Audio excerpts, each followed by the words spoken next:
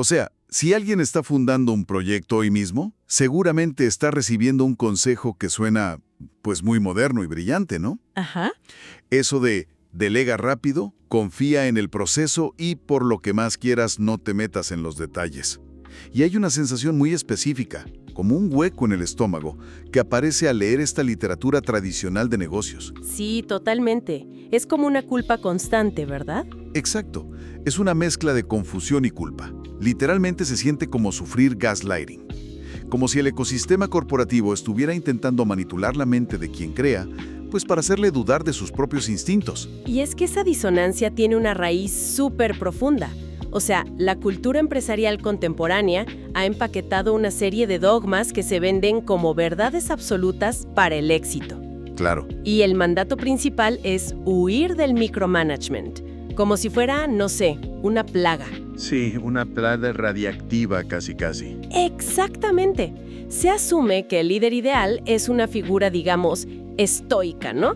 Que flota por encima de las operaciones diarias, viendo tableros de control y firmando aprobaciones, pero sin ensuciarse las manos jamás. Pero, a ver, pongamos esto en perspectiva. Porque en la vida real, en las trincheras del arte o en disciplinas creativas, o cuando alguien está programando un software desde la nada, soltar el control demasiado rápido se siente completamente antinatural. 100%. Va en contra del instinto de supervivencia más básico de cualquier mente creativa. Entonces, la gran pregunta que vamos a desarmar hoy es, ¿por qué nos han hecho creer que querer cuidar los detalles microscópicos de un proyecto propio es un defecto tóxico?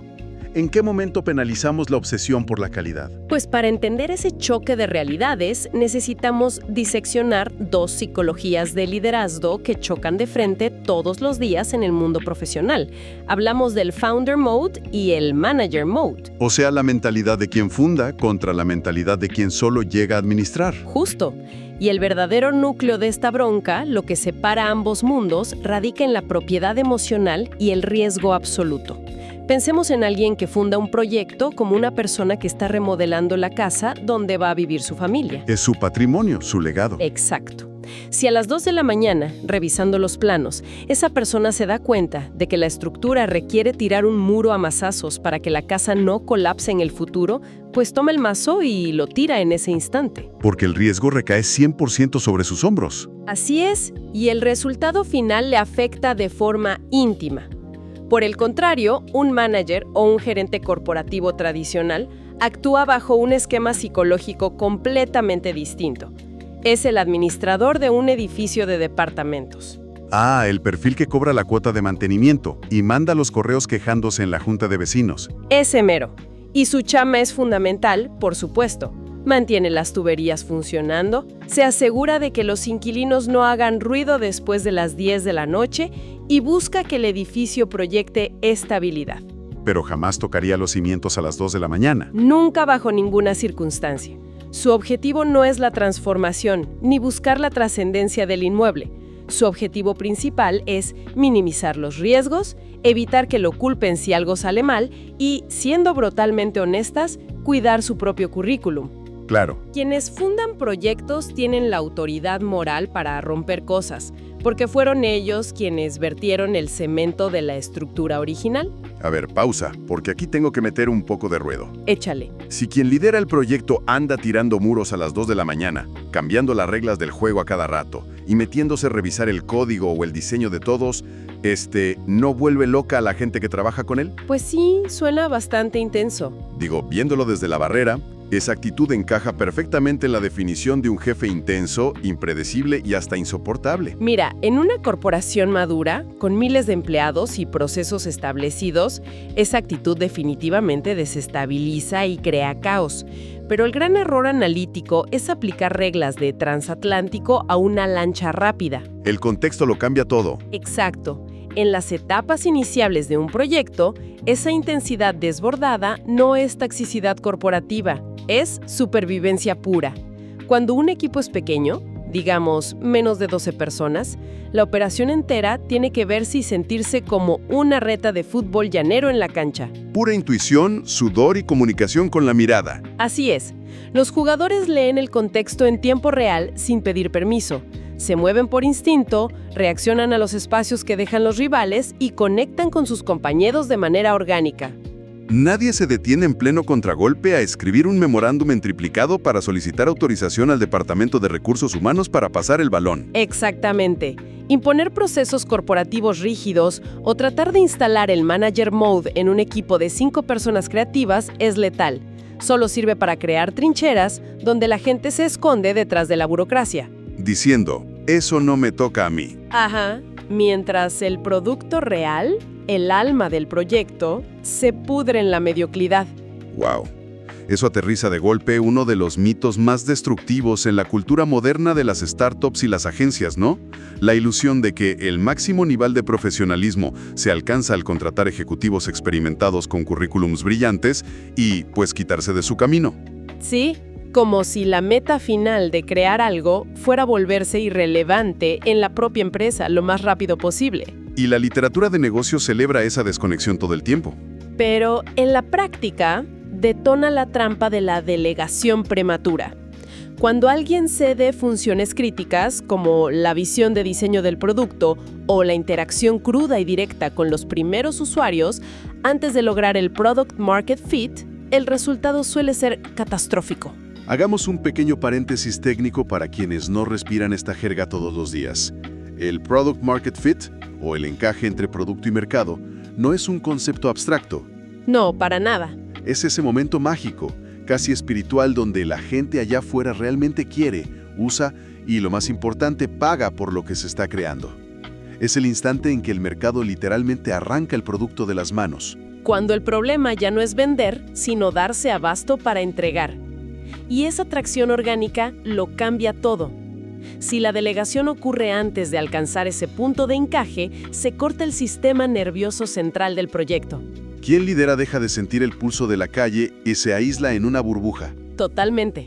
Y para detectar si un líder ha caído en este espejismo corporativo, la métrica implacable no está en los reportes financieros, está en la regla de las 8 semanas. Suena ultimátum psicológico.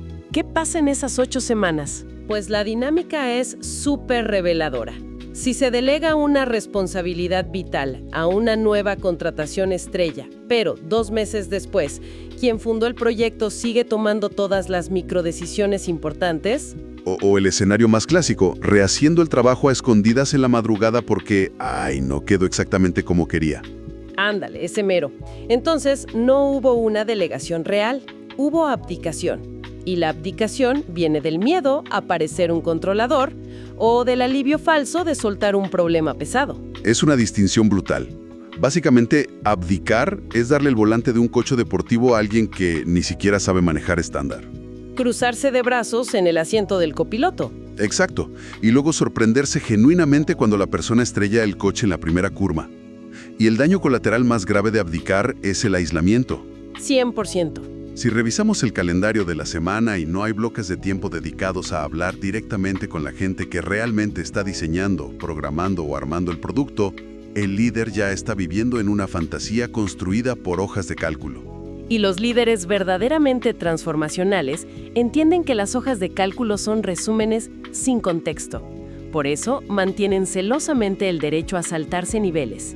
La jerarquía tradicional dicta que la información debe subir en cascada, filtrándose piso por piso. Claro, perdiendo detalles en cada escalón.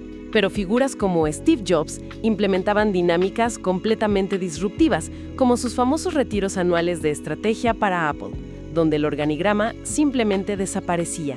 Y ahí no invitaba a los de traje solo por supuesto. El criterio de selección ignoraba por completo los títulos corporativos. Se elegía a las 100 personas que más valor, innovación y trabajo real estaban aportando a la empresa en ese momento específico. Podía haber un vicepresidente al lado de un programador junior de 22 años. Exactamente. Esto permitía obtener datos crudos sin los adornos ni los filtros políticos de los mandos intermedios que suelen maquillar la realidad para proteger sus bonos. Quien opera en Founder Mode sabe que los departamentos no son cajas negras a gravas. Retienen el derecho absoluto de hacer un clavado profundo en cualquier detalle si sienten que los estándares están bajando. Así es. Todo este análisis nos acorrala hacia una conclusión interesante. Si automatizar todo desde el día 1 es un mito y delegar ciegamente a gerentes externos es pues un suicidio asistido, la pregunta obligada es, ¿qué toca hacer durante esos primeros meses o años? Y la respuesta que la cultura corporativa odia dar es que toca ensuciarse las manos, hacer trabajo manual, repetitivo y tedioso.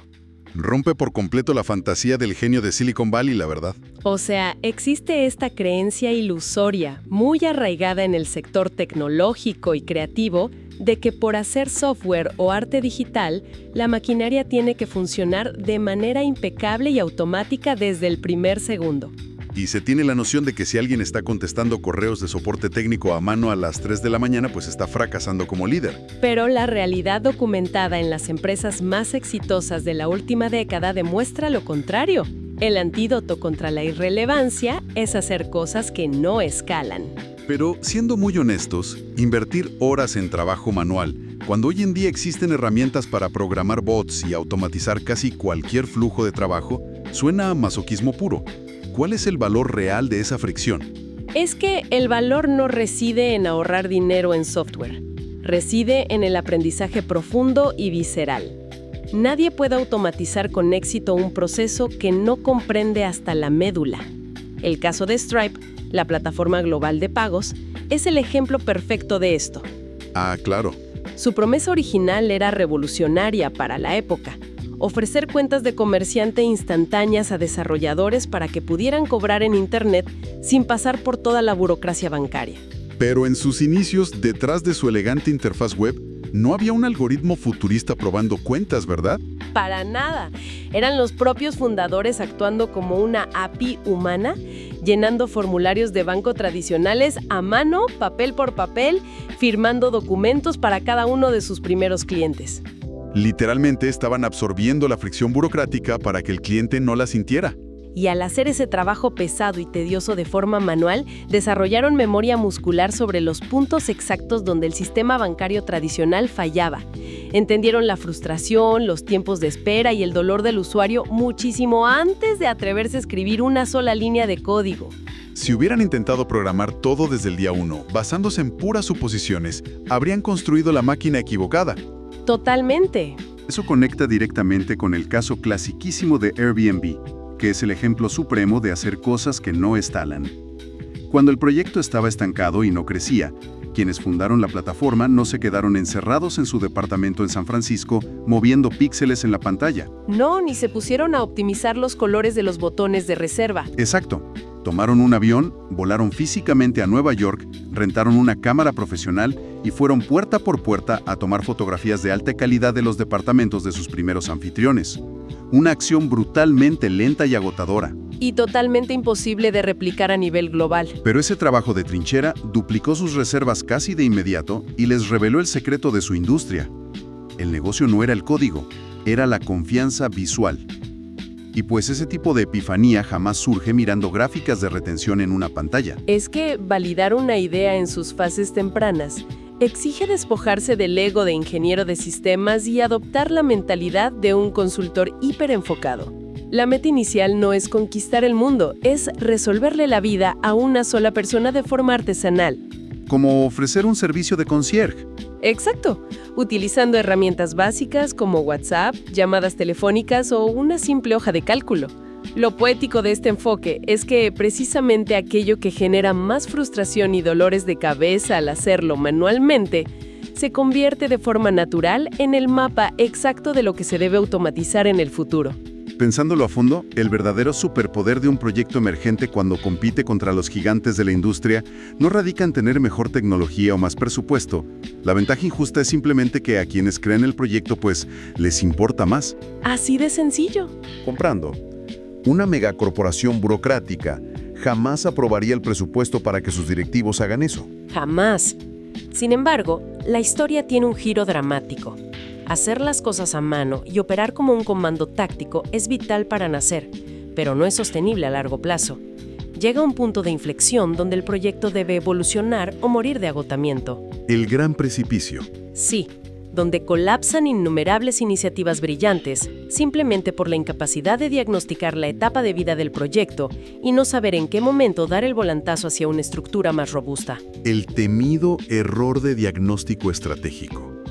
Es como jugar al explorador cortando maleza con un machete cuando la operación ya requiere a un general coordinando tropas. O el error opuesto, jugar a ser el corporativo elegante cuando el equipo ni siquiera ha encontrado el mapa del tesoro. Y esa desconexión genera lo que en el ecosistema se conoce como el fatal pinch, o el pellizco fatal. La trampa mortal de gastar dinero e inflar la nómina como si se fuera una empresa inmensa y consolidada, mientras se mantiene el crecimiento lento e incierto de un experimento que apenas gatea. Para aterrizar cómo se debe adaptar el liderazgo según la etapa, creo que la analogía del entorno gastronómico es súper esclarecedora. Sí, exploremos cómo funciona la dinámica del chef versus la franquicia. Imaginemos la etapa de descubrimiento. Aquí, el creador opera como un chef de vanguardia en una cocina experimental a puerta cerrada. El objetivo en esta fase no es cocinar un banquete para alimentar a 1000 personas. ¡Para nada! El objetivo absoluto es lograr que 5 comensales sentados en la barra prueben un plato nuevo y queden fascinados.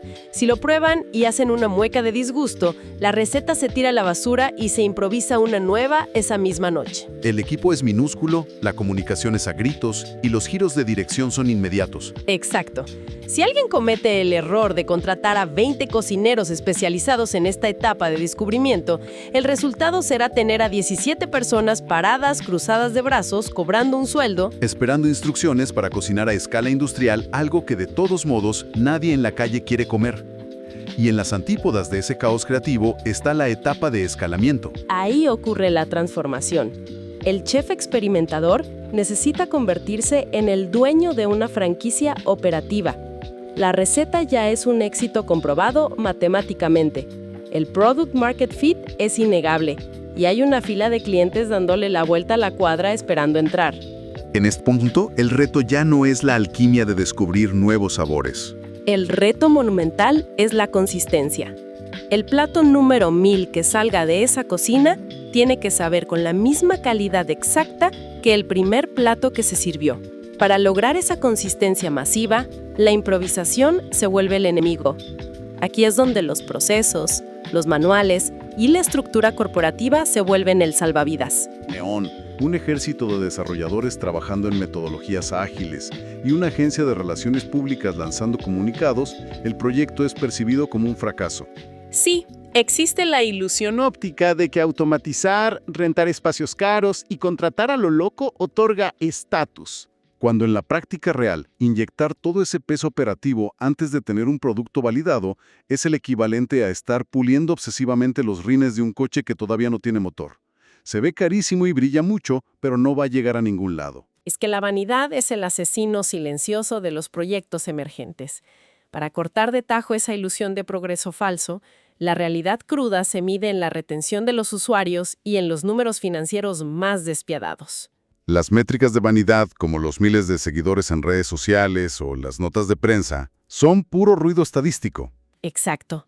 Para saber en qué etapa se encuentra realmente el proyecto, se debe analizar el ARR, que son los ingresos recurrentes anuales.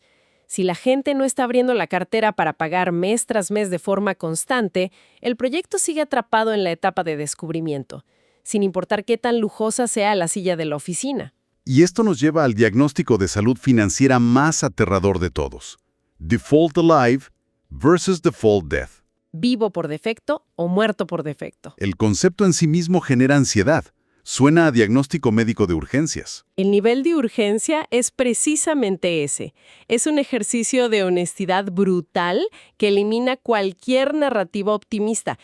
La pregunta que pone a temblar a cualquier líder es: si los gastos operativos se mantienen congelados exactamente en el nivel de hoy y los ingresos siguen creciendo al ritmo actual, sin milagros, la trayectoria matemática indica que el proyecto cruzará la línea de la rentabilidad y sobrevivirá por sí solo. Si la respuesta es sí, el proyecto es Default Alive. Pero si la proyección muestra que el dinero en el banco llegará a cero antes de alcanzar la rentabilidad, el proyecto es Default Dead. Significa que el reloj ya está corriendo, la bomba está activada y la supervivencia depende de salir a rogarle a un inversionista que inyecte capital de emergencia. Mantener una nómina inflada o celebrar fiestas de lanzamiento cuando el proyecto es default dead es estar financiando un espejismo mientras el barco se hunde. Toca regresar a la cocina a arreglar la receta, no gastar en ampliar el comedor. Ahora, Asumiendo el escenario positivo, supongamos que el diagnóstico revela que el proyecto es Default Alive, la receta funciona de maravilla y se entra oficialmente a la etapa de escalamiento. ¿Lo que se espera ahí es una metamorfosis durísima del perfil de liderazgo? Sí, el rol de quien dirige la orquesta tiene que mutar por completo, y eso duele, ¿Por qué duele tanto? porque la transición es psicológicamente desgarradora para mentes perfeccionistas. Durante la fase de escalamiento, el creador tiene que hacer lo impensable, que es soltar las herramientas. Tiene que frenar el impulso de escribir él mismo las líneas de código complejas o de retocar personalmente cada sombra en el diseño de la interfaz. ¿Su labor principal sufre una reconfiguración total? ¿Ya no se trata de hacer el producto con sus propias manos? Su nuevo trabajo es diseñar la máquina humana y operativa que fabrica el producto. Es el duelo de pasar de ser el jugador estrella que anota los goles y recibe los aplausos a ser el director técnico que observa desde la banca y diseña las jugadas. Pero, ¿cómo evitamos que esa metamorfosis se convierta en una trampa? Porque la historia está llena de fundadores que, intentando profesionalizar su estructura, se van al extremo opuesto. Abdican por completo, se encierran en salas de juntas a ver proyecciones financieras y le entregan las llaves del alma del producto a gerentes externos que no sienten el riesgo. Ah, claro. Pasan de ser el corazón del proyecto a ser una simple firma en los cheques. Exacto. El riesgo de abandonar por completo el Founder Mode para encajar en el molde del corporativo tradicional es altísimo. Casi provoca la muerte de Airbnb hace unos años. Brian Chesky relató cómo, en su intento por comportarse como el CEO de Manuel que los inversionistas querían ver, empezó a hacerle caso ciego a managers externos. Soltó los detalles del producto y se alejó de los usuarios. Y la empresa perdió por completo su agilidad y su magia diferencial, hundiéndose en burocracia. La solución equilibrada es entender qué soltar y qué retener. Delegar sin piedad la ejecución repetitiva, la administración operativa y los procesos estandarizados, pero mantener el Founder Mode férreamente activo en las decisiones estratégicas que definen la calidad del producto. El problema principal al atravesar esta mutación de chef a dueño de franquicia es que la capacidad humana para el autoengaño es infinita. Alguien puede jurar que ya está delegando y escalando, pero sus hábitos diarios cuentan una historia muy diferente. ¿Existe alguna herramienta, alguna especie de detector de mentiras para forzar un choque con la realidad? Sí, la herramienta más incómoda, pero efectiva, es la auditoría del calendario. Es una radiografía implacable que no admite excusas.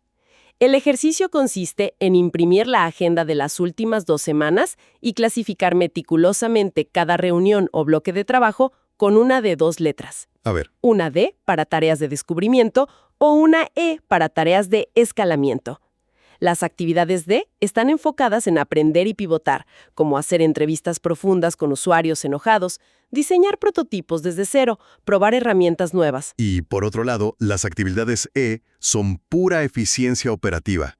Aprobar presupuestos trimestrales, revisar manuales de procesos, estructurar evaluaciones de desempeño. Justo. Y aquí es donde los números dan una cachetada de realidad que despierta a cualquiera. Si las métricas indican que el proyecto ya está firmemente en la etapa de escalamiento, con la demanda a tope y necesidad de estructura, pero el calendario de la dirección está compuesto en un 80% por tareas de descubrimiento, tenemos un problema grave. Gravísimo.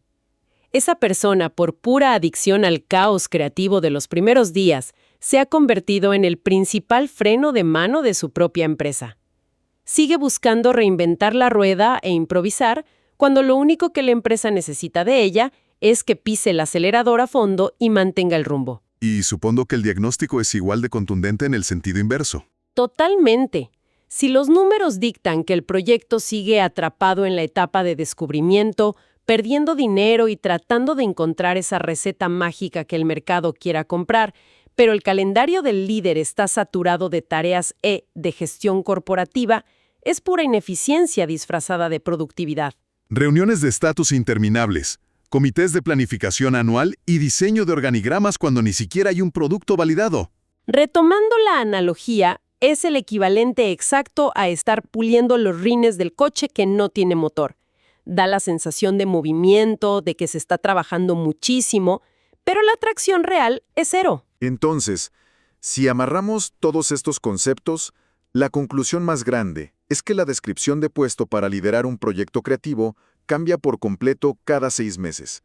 Las tácticas, la intensidad y el enfoque que generaron el éxito inicial para sobrevivir el primer año son exactamente las mismas actitudes que van a asfixiar y destruir el proyecto después, si no ocurre una adaptación radical. Es que el liderazgo no es un estado fijo, es una evolución constante. Las trincheras enseñan, pero no se puede dirigir un ejército consolidado de 100 personas utilizando las mismas tácticas de guerrilla que funcionaban cuando eran 3 amigos en un garaje. Tomando decisiones a gritos.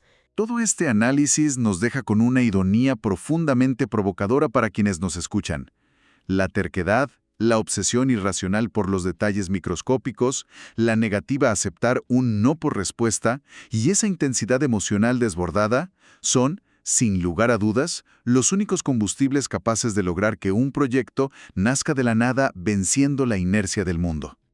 Son virtudes indispensables para crear. Sin embargo, el verdadero genio creativo y empresarial no consiste únicamente en tener la fuerza para construir la obra inicial. El genio real se demuestra al tener la humildad intelectual suficiente para reconocer cuándo soltar las herramientas manuales, dar un paso atrás y empezar a diseñar el ecosistema para que otros talentos puedan entrar a construir contigo. Porque la realidad es cruda. Si el creador se aferra al martillo durante demasiado tiempo, cegado por la necesidad de control, la fuerza de sus propios golpes terminará demoliendo a mazazos la casa que con tanto esfuerzo construyó. Este fue otro episodio de Lecturas para Mentes Privilegiadas.